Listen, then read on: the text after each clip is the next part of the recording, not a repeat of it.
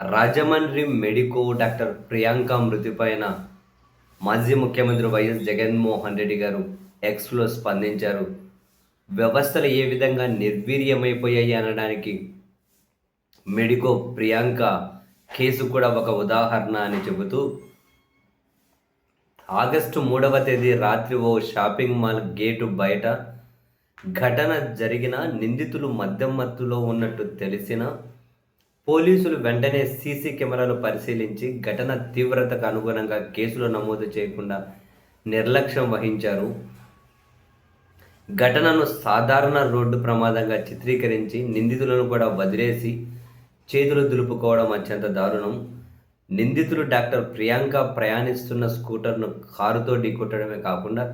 ఆ తర్వాత కూడా అమానవీయంగా ప్రవర్తించారు. బాధితురాలు మీదుగా కారు వెళ్ళిన దృశ్యాలు సీసీ కెమెరాల్లో స్పష్టంగా కనిపిస్తున్నప్పటికీ పోలీస్ యంత్రాంగం ఎందుకింత అలసత్వంగా వ్యవహరించిందో తేల్చేందుకు పూర్తి స్థాయి విచారణ జరపాలి. ప్రియాంక మృతిపైన విచారణతో పాటు పోలీసులు ఎందుకు ఇంత నిర్లక్ష్యంగా వ్యవహరిస్తున్నారు, వాళ్ళ మీద ఏం ప్రెజర్ ఉంది, దీని చుట్టూ ఏం జరిగింది అనే దాని మీద, పోలీసుల నిర్లక్ష్యం మీద కూడా విచారణ జరగాలని జగన్ గారు అయితే డిమాండ్ చేస్తూ ఉన్నారు. ప్రతిపక్ష నేతలపైన, ప్రశ్నించే వారిపైన, ప్రభుత్వ తప్పులను ఎత్తి చూపే వారిపైన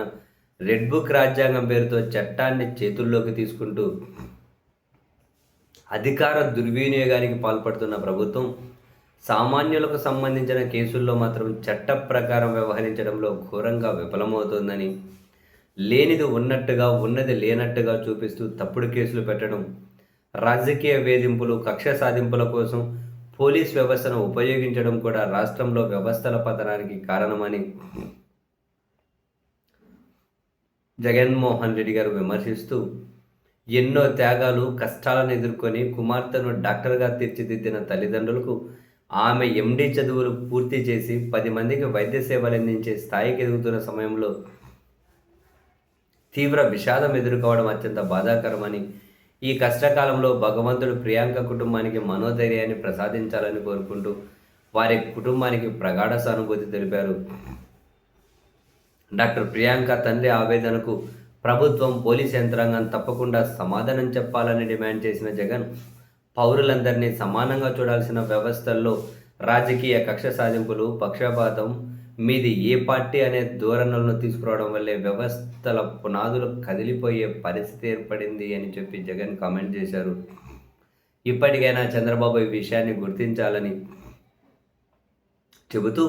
వీధికి 2 బెల్ట్ షాపులు, ప్రతి కిలోమీటర్కు మద్యం దుకాణాలు, ప్రతి వీధి చివర బార్ అండ్ రెస్టారెంట్లతో మద్యం, గంజాయికి బ్రాండ్ అంబాసిడర్గా చంద్రబాబు తీరు ఉంది అని చెప్పి జగన్ మండిపడ్డారు. గుడి, బడి, బీచ్ అనే తేడా లేకుండా మద్యం అందుబాటును పెంచడం వల్లే ఇలాంటి ఘటనలకు అనుకూల వాతావరణం ఏర్పడుతుంది అని విమర్శించిన జగన్, డాక్టర్ ప్రియాంక కేసులో వ్యవస్థల వైఫల్యాన్ని ప్రశ్నిస్తూ సోషల్ మీడియాలో పోస్టులు పెడుతున్నా వాటికి సమాధానం చెప్పలేక ప్రభుత్వం, పోలీస్ యంత్రాంగం నిమిషాల వ్యవధిలోనే ఆ కంటెంట్ను తొలగిస్తుంది అని చెప్పి అయితే ఆరోపణలు గుప్పించారు.